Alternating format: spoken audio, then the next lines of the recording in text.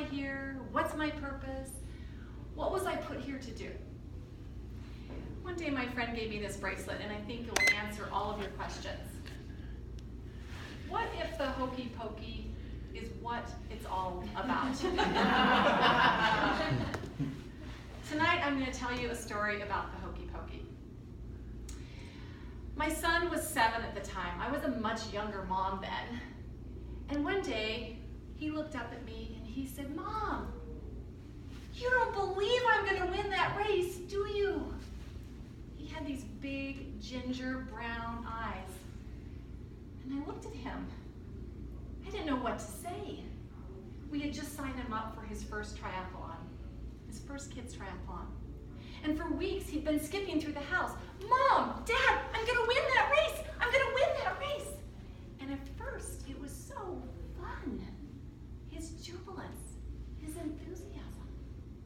You can't buy enthusiasm, can you? I didn't want to stuff this down. But I knew the truth, and you all know the truth, right? We don't always win, do we? There's always someone bigger, better, faster, smarter, whose mommy loved them more. Right?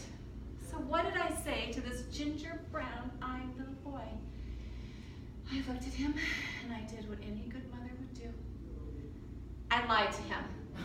Of course you're going to win the race, Matthew. Of course you're going to win. But I began to become very nervous and afraid because I knew what was coming. We were going to take him to the race and he was going to have a Humpty Dumpty moment. He was going to fall off that wall, and as his mother, would I be able to put him back together again? This excitement, I'm going to win, I'm going to win, I'm going to win. It didn't stop. The day of the race came. It was a frigid fall day, and I just hoped he wouldn't get out of bed.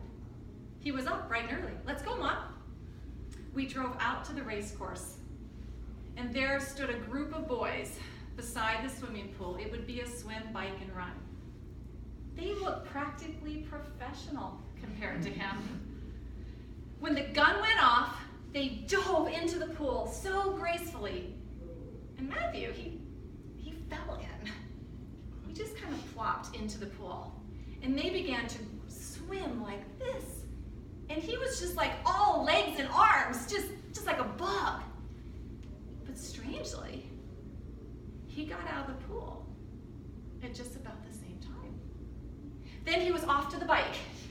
And on his bike, he got on his bike, which was like this little huffy Walmart thing with heavy wheels.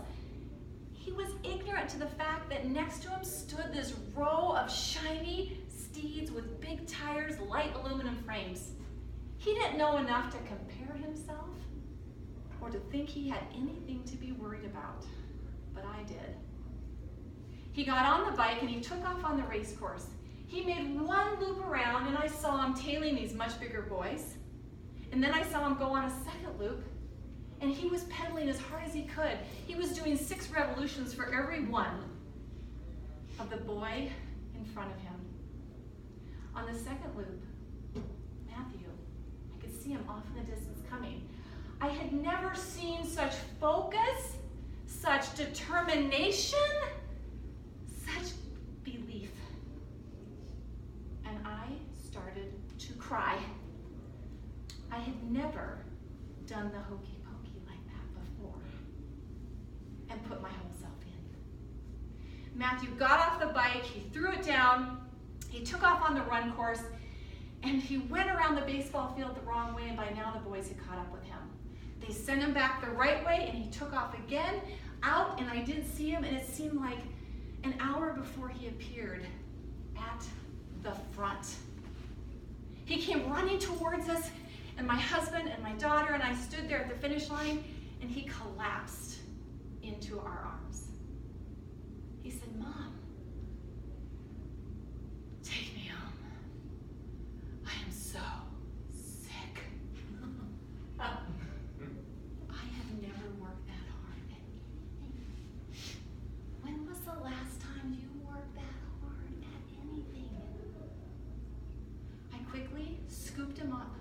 took him to the car, gave him something warm to drink, and said, honey, I'll be right back. I had to check the results, just to be sure. And I ran back to where the results were posted on the wall, and I went up this list of boys, and I saw Matthew in the middle, and I saw Matthew at the top. He was in first place. So I ran back to the car, I opened up the door of the van, I said, Matthew, guess what? What, Mom? He looked at me so annoyed. You won! Oh, Mom, he said. I already told you I was going to win. He never doubted himself for a second. He never thought that there was anybody bigger, better, faster, smarter. But I did. That day, Matthew got a trophy. Me? I got a new attitude. I decided to start doing the hokey pokey myself. I went out to my next triathlon. I threw myself in. And I won. I pretended to be Matthew. And I got home and I said to my husband, I won.